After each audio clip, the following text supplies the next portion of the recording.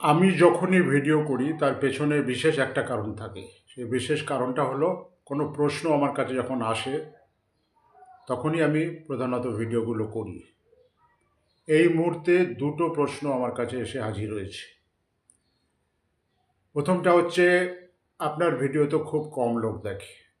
হ্যাঁ, আমি জানি আমার ভিডিও খুব কম লোক দেখে এবং আমি নিজেও সেটা চাই। কারণ আমার ভিডিওতে যে কনটেন্ট থাকে সে কনটেন্টটা ৫০০, ১০০০, লাখ মানুষের জন্যে নয়, দেখলেও কোনো কাজ হবে না, কাজের কাজ কিছু হবে না। ২ জন, ৫ জন, ১০ জন এনাফ।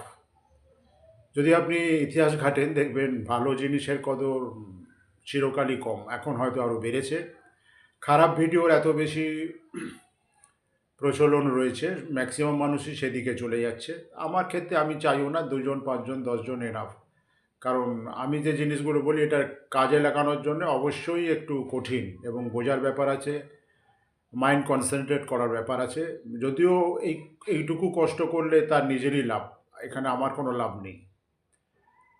আমার কোনো লাভ নেই বলেই আমি প্রশ্নগুলো উত্তর দিয়ে কিন্তু ভিডিও করা অফ করে দিই, আবার বেশ কিছুদিন পর করি। আবার ধরুন ২ দিন বাদে কোনো প্রশ্ন এলো তখন আবার করব।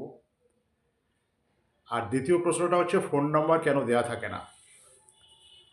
ফোন নম্বর সোশ্যাল মিডিয়াতে ফোন নাম্বার আছে। আগে অনেকগুলো জায়গায় তো ফোন নাম্বার দেয়া ছিল। হয়তো রিসেন্ট দেওয়া হচ্ছে না। ঠিক আছে, ফোন নাম্বার দিয়ে দেওয়া হবে। যদি ফোন নাম্বার থাকলে আপনাদের যোগাযোগ করতে সুবিধা হয়। আসলে কেউ আর আগের ভিডিও দেখে ফোন নাম্বার জোগাড় করে না। সে ইনস্ট্যান্ট ফোন নাম্বার চায়। ঠিক আছে, এটা হয়তো আমার ভুল। এরপর থেকে সবকটা ভিডিওতেই ফোন নাম্বার দিয়ে দেবো। দুটো প্রশ্ন উত্তর দিলাম।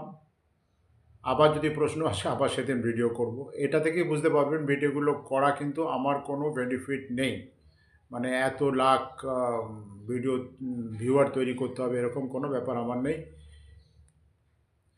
কিছু গুরুত্বপূর্ণ সার্ভিস আছে, সেই সার্ভিসগুলো প্রোভাইড করার চেষ্টা করছি। তাহলে কিন্তু আপনাদের সব দিক থেকে লাভ হবে। মানসিক, শারীরিক, আর্থিক সব মিলিয়ে। ঠিক আছে? আজকে এই পর্যন্তই। বাই। ভালো থাকবেন।